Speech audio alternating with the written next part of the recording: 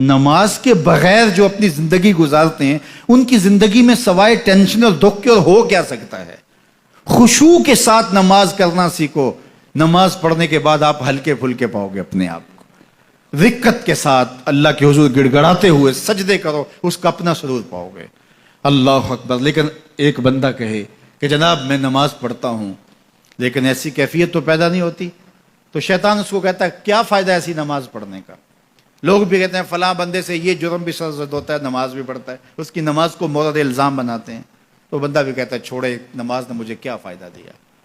لیکن کہا نہیں, نماز نہیں چھوڑنی. پہلے فرمایا نماز میں خشوع کرتے ہیں, یہاں فرمایا نماز کی محافظت کرتے ہیں. اگر کسی وجہ سے خشوع پیدا نہیں ہوتا چھوڑتے پھر بھی نہیں ہے. یہ اللہ کا فریضہ ہے. محدث کچھوچوی علیہ رحمہ سے ان کے ایک مرید نے کہا حضرت نماز پڑھتا ہوں لطف نہیں آتا, مزہ نہیں آتا. تو آپ نے حیرت سے کہا کہ اس کے باوجود پڑھتے تو ہو؟ کہا جی وہ تو اللہ کا حکم ہے, وہ تو پڑھتا ہوں. تو محدث کچھوچوی علیہ رحمہ جھومنے لگے, کہا واہ واہ, تم لطف کے بندے نہیں اللہ کے بندے ہو.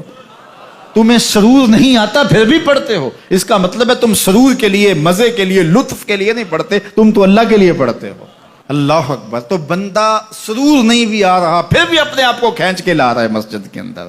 خیال تنگ کر رہے ہیں پھر بھی مصلی پہ اپنے آپ کو کھڑا کر رہا ہے. سوچیں اس کو آوارہ پتے کی طرح کبھی ادھر پھینکتی ہیں کبھی ادھر پھینکتی ہیں, لیکن پھر بھی وہ کھڑا ہوا ہے کہ میں نماز پوری کر کے جانی ہے. بار بار کبھی بھولتا ہے لیکن پھر دوبارہ نیت مان کے کھڑا ہو جاتا ہے, نہیں میں پوری کر کے جانی ہے. یہ کیوں کرتا ہے؟ میرے اللہ کا حکم ہے. تو خشوع کی وہ کیفیت نہ بھی ہو تو کہا محافظت پھر بھی کرتے ہیں. یہ خوش نصیب لوگ ہیں. اولئک هم الوارثون, یہ لوگ وارث ہیں. یہ لوگ جن میں یہ خوبی ہیں یہ وارث ہیں. کس چیز کے وارث ہیں؟ مال کے, دولت کے, کوٹھیوں کے, کاروں کے, محلات کے. کہا الذین یرثون الفردوس, یہ جنت الفردوس کے وارث ہیں. ہم فیہا خالدون, اس جنت سے وہ کبھی الگ بھی اس میں ہمیشہ رہیں گے. چونکہ موت کو بھی موت آ چکی, اب موت بھی نہیں, اب ہمیشہ رہیں گے. اللہ تعالیٰ فرمائے گا ارضیتم, جنتیوں کیا راضی ہو؟ اہل جنت کیا تم راضی ہو؟ تو وہ کہیں گے ہمیں کیا ہوا کہ ہم راضی نہ ہوں, ہمیں تو وہ ملا جس کا ہمیں تصور بھی نہیں تھا. ہمیں جنت مل گئی, محلات و قصور مل گئے.